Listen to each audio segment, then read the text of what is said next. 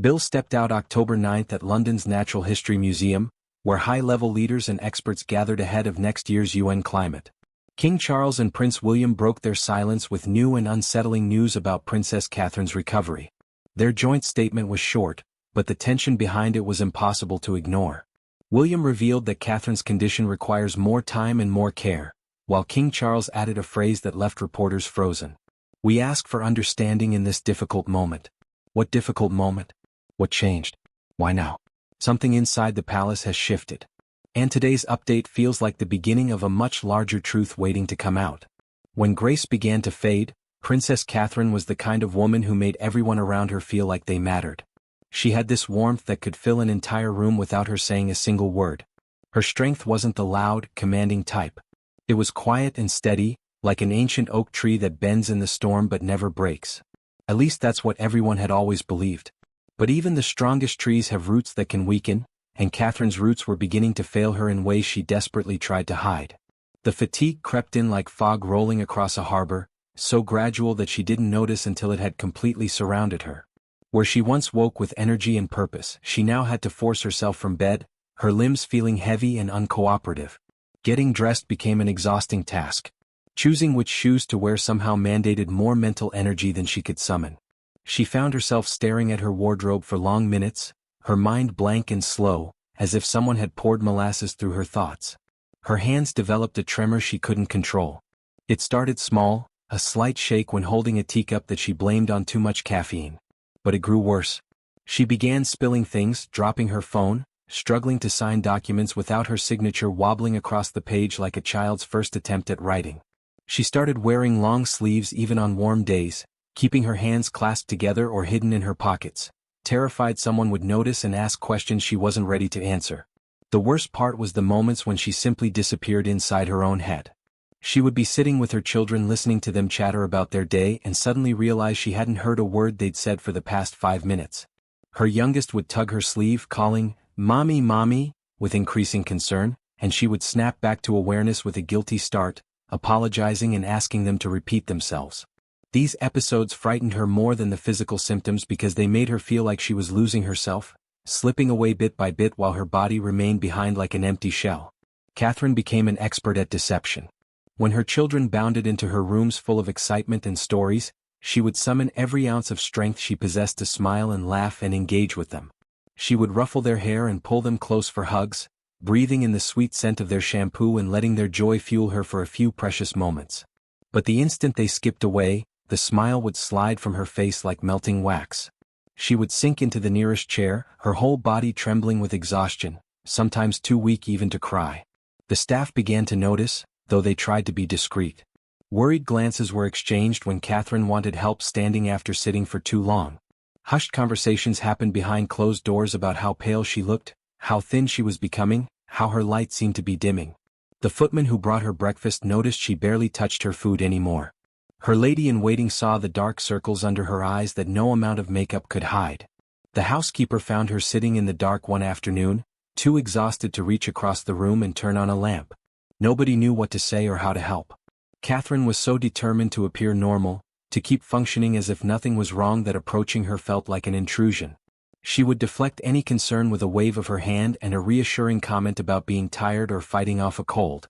She became skilled at changing the subject, at redirecting attention away from herself and onto literally anything else. She protected her suffering like a closely guarded secret, as if admitting something was wrong would make it unbearably real. The night everything changed began like any other. Catherine had managed to get through dinner with her family, participating in the conversation with what she hoped was enough enthusiasm to avoid suspicion. She had kissed her children goodnight, holding each one perhaps a moment longer than usual, memorizing the feeling of their small bodies in her arms. After they were tucked safely in bed, she retreated to her private sitting room, finally allowing herself to stop pretending to stop. The room started spinning violently. Her vision blurred and doubled. A wave of nausea hit her so hard she couldn't even call out for help. She tried to stand, thinking she could make it to the bathroom, or at least to the bell pull to summon assistance, but her legs wouldn't obey the commands her brain was frantically sending. She took one step and collapsed, her knees hitting the floor hard enough to send shock waves of pain up her spine. She lay there on the carpet, unable to move, unable to do anything except breathe and pray that someone would find her soon. Minutes stretched into eternity. The room grew cold around her. Or maybe that was just her body shutting down. She couldn't tell anymore. Every breath felt like work. Her heart hammered irregularly in her chest, sometimes racing so fast it frightened her, then slowing to a crawl that made her wonder if it would simply stop altogether. By the time a staff member discovered her and raised the alarm, Catherine had lost track of how long she'd been lying there. Suddenly, there were voices and hands lifting her carefully onto the sofa. Someone placed a blanket over her shaking body. The palace doctor was summoned urgently from his home, arriving with his medical bag and a deeply worried expression that he tried unsuccessfully to hide. He examined her while the room held its breath. Catherine drifted in and out of awareness, catching fragments of concerned whispers and the sound of medical equipment. She heard someone mention calling her husband. Heard the panic creeping into voices that were usually so controlled and proper. The doctor's hands were gentle as he checked her vital signs, his brow furrowing deeper with each measurement he took. When he finally stepped back and removed his stethoscope, the silence in the room was suffocating. Everyone waited for him to speak, to tell them this was something simple and fixable, that their beloved princess would be fine with some rest and perhaps a few vitamins. But the words that came from his mouth landed like stones dropping into still water, sending ripples of dread through everyone present. What diagnosis would force even the most experienced physician to pause before speaking, choosing his words carefully because he knew they would change everything? A husband torn between duty and fear.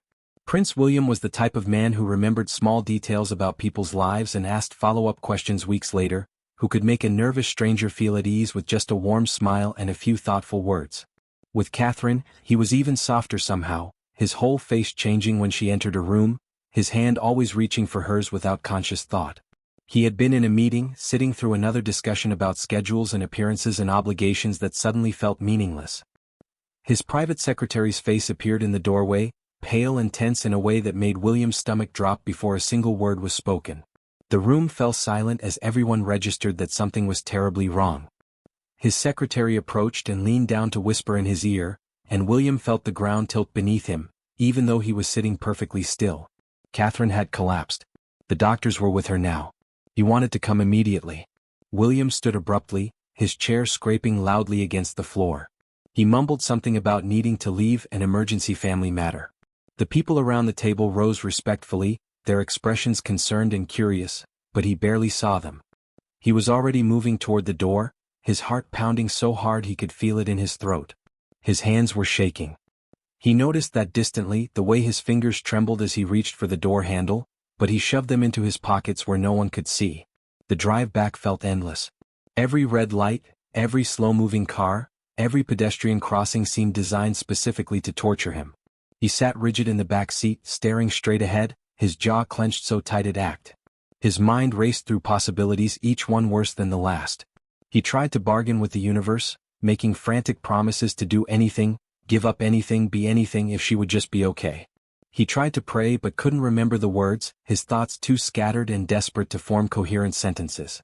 When he finally reached their private quarters, he took the stairs two at a time, despite the protests of the staff trying to brief him. He burst through the door and stopped short, his momentum dying the instant he saw her. Catherine lay on their bed, looking impossibly small and fragile against the white linens. Her eyes were closed, her face colorless, except for the dark shadows beneath her lashes. Medical equipment surrounded her, wires and monitors creating a barrier between them that made his chest constrict painfully. And the doctor stood nearby, speaking quietly with a nurse, and both turned when William entered. "How is she?" His voice came out rougher than intended, edged with barely controlled panic.